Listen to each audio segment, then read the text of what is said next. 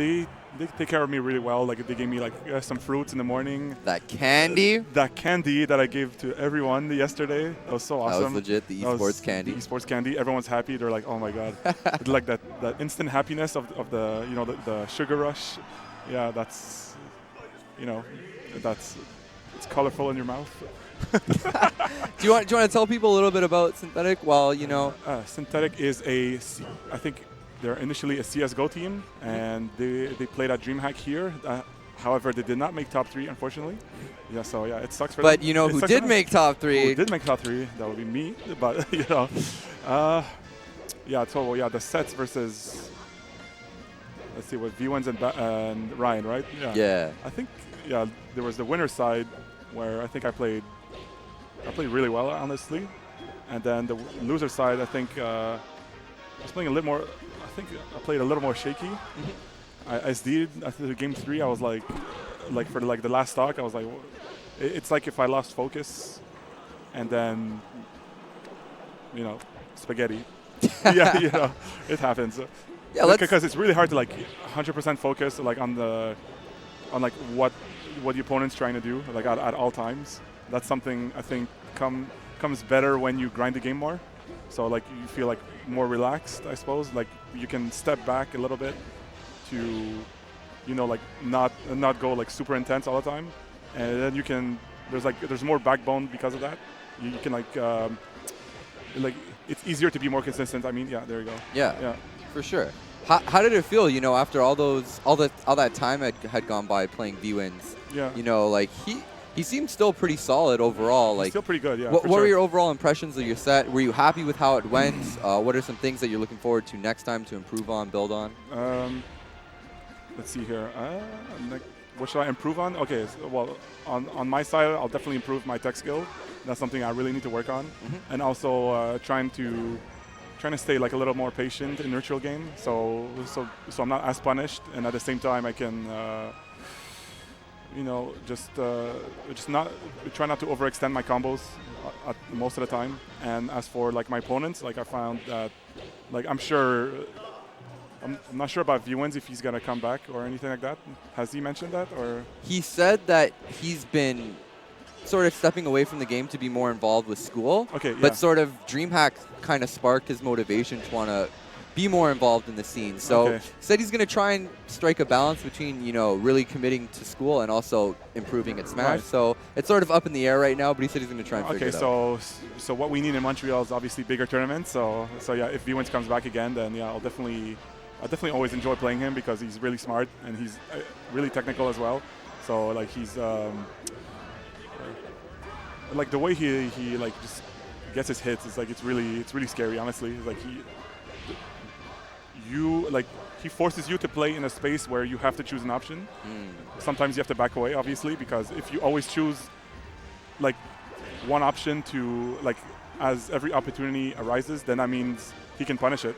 Right. Yeah, you gotta mix up your timings a little bit in that zone, that close zone.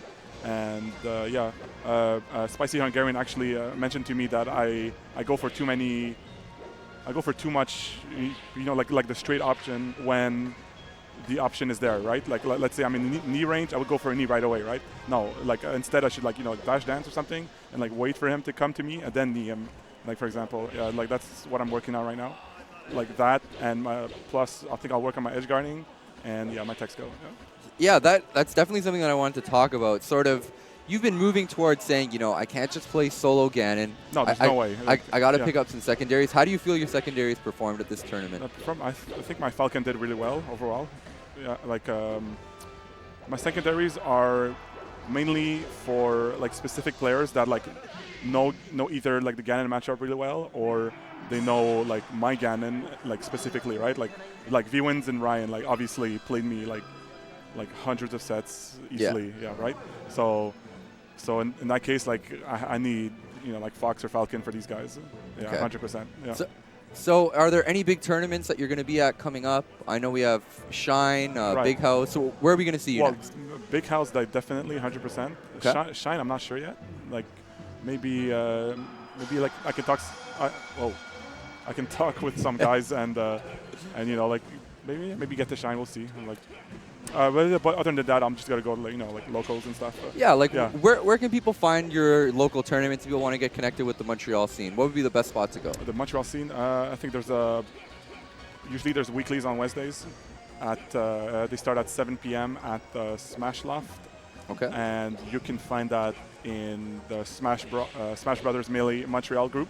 It's always posted all the time, so all you need to do is join that group and come play some games and stuff. Yeah, you guys have a pretty active scene, right? So if you're from Montreal and you're tuning in, there's tons of opportunities to play Smash. There's always at least 40, 50 people at the weekly almost all the time these days. So yeah, it's pretty good for a weekly, honestly.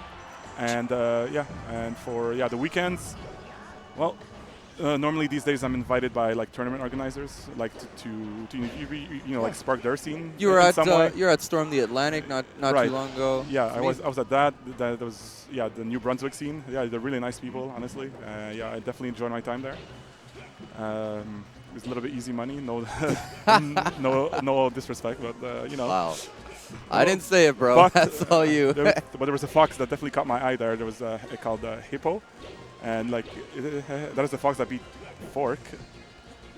Dude, players are getting so good at this game so quickly. They're like now there's like there was the Smash Dog kids, but now there's like the actual kids like they're like 15 or 16 years old, like the new generation that's coming out, and they're super good. Like they're 16 and they're like beating top players already. I'm like, and they've been playing for a year actually. I was like, that's insanity, man.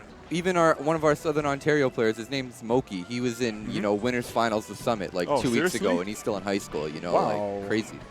What? I didn't know Moki was that young. Yeah, he's young Kurt, man. Yeah, super young. I've met where did I meet him? I'm pretty sure on one of your tournaments. He was at Gommel. I know you both were there. Oh yeah, Gommel. Yeah, that's right. Yeah, I played him. I thought he was like pretty good, like not quite there yet. But now apparently he's like a lot better. For sure, yeah. Yeah, like wow. That's winners finals, really? Yeah. Wow. Okay. Do you have any closing thoughts? Anything that you want to say to the stream? Shout outs to my team, obviously, like for helping me out. Making some people happy, with the candy. Obviously, like taking the sour keys were godlike, dude. I can't even lie. Taking care of me for this weekend. It was really awesome. Keys. Yeah, and I tried to cheer my team on for CS, but shit happens, obviously. And shout outs to the DreamHack team. Hey, shout outs to EGE. Shout outs to you. My man. Always good to see you. Of course, always a pleasure. And shout outs to all the players that came to this tournament. That was really awesome. Lots of competition, lots of proving yourselves, and I think I did that for now. But I'll try to level up a bit more for next time. Hell yeah! I'm always going for the W for sure. That's what we love to hear, man. The warrior spirit lives on. It always lives. Definitely lives on. I'll be like 40 years old and still playing. Right? I'll be like an old man. And I'll still be TOing these tournaments, man. I can't get away. I can't get away. Hopefully, I'll try to get like a more major role in the community. That's what I want. So, I'll try to support in any way I can. Amazing, try to help those new players, those prodigies that are coming out. Make a splash in the scene. That's always nice. That's what we need. That's what we need. Top players, helping to plant the seeds for the future. That's right. That's honestly so good. Yeah, man. So they're telling me that I got to wrap up the stream. So before we go, I just want to give a quick shout out to all the organizations that were involved.